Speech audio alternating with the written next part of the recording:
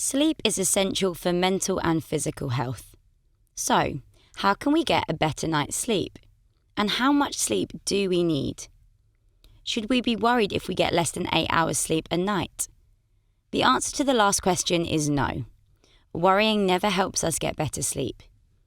And how much sleep we need depends on the person. Everyone is different, and some people feel fine with less than 8 hours, while others may need more. The amount of sleep we need also seems to change with age. We need more as teenagers and less in the later stages of life. The best measure of whether you have had enough sleep is that you wake up feeling refreshed the next day. If you wake up feeling tired every day, then it's worth thinking about how you can improve the quality of your sleep. Here are our 10 top tips for getting better sleep. Number 1. Remove all screens, including TVs, tablets, and mobile phones from the bedroom. Use an alarm clock instead of your phone if you need to wake up at a particular time. Anything which emits light can prevent the release of the hormone melatonin, which sends us off to sleep. Tip number 2. Get blackout curtains so that you're not woken up earlier than you need to be in the summer. You can even make your own out of old material, or you can wear an eye mask. Number 3. Our body temperature needs to be lower for us to go into an important stage of sleep called REM or REM. If our bedroom is too hot, it can prevent our body's temperature lowering sufficiently for us to enter REM sleep. And we need REM sleep to refresh and calm our brains through dreaming. So, try to keep the bedroom cool and around 18 degrees Celsius. Tip number 4. If you are finding it difficult to go off to sleep, it's worth looking at how much caffeine you are drinking, particularly in the second half of the day. Caffeine is a stimulant, and like other drugs which stimulate us, can over-arouse the nervous system. Caffeine isn't a problem for most people, but if you've ruled out other barriers to getting a good night's sleep, it's worth checking on your caffeine intake and thinking about reducing it. Number 5.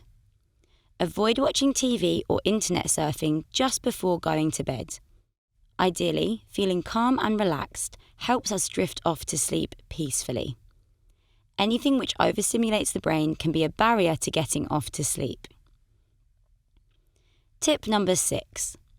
Following tip number 5, learning and practising relaxation techniques can help to calm us down before going to bed.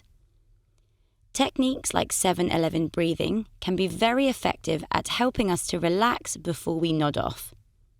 You can find resources to learn these techniques on the Suffolk Mind website. Number 7.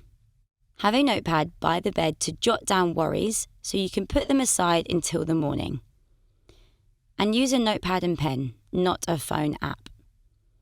If, like most people, you are right-handed, the act of writing or doodling uses the left side of the brain, which is involved in dampening any strong emotions which may be getting in the way of sleep.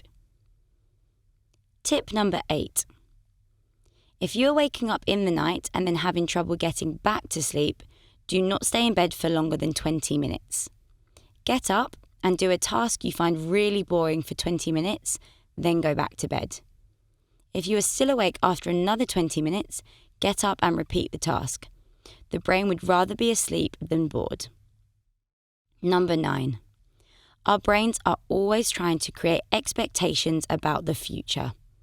This is helpful for trying to predict how we will meet physical and emotional needs, but not so helpful when we want to switch off and go to sleep. So, we need to not care too much about whether our sleep hygiene plan will work or not. Instead, try to get into the kind of mindset which is fairly relaxed about sleep. You might say something to yourself like, maybe I'll go off to sleep straight away, or maybe I'll just lie down and relax for a while. Either way, I can relax and forget about everything else and let the instinct to sleep do its job. That's all that matters. Number 10. Make your bedroom a shrine to sleep. Do nothing other than sleep when you're in bed. Our brains are pattern matching organs, and we want to make sure they associate being in bed with being asleep, not playing games on our phones or watching TV. Reading a book can be a good way to relax before going to bed, but if you still struggle to get to sleep, try sitting in a chair next to your bed rather than reading in bed. These tips can help you get a good night's sleep, but there's something else which is essential for improving our sleep. Most importantly of all, we need to address any unmet emotional needs which may be causing stress and worry and preventing us from getting to sleep and staying asleep. It may be a good idea to seek help from counselling services if there are barriers to meeting emotional needs in your life. A life which works to meet emotional needs will give you the best chance of getting a good night's sleep.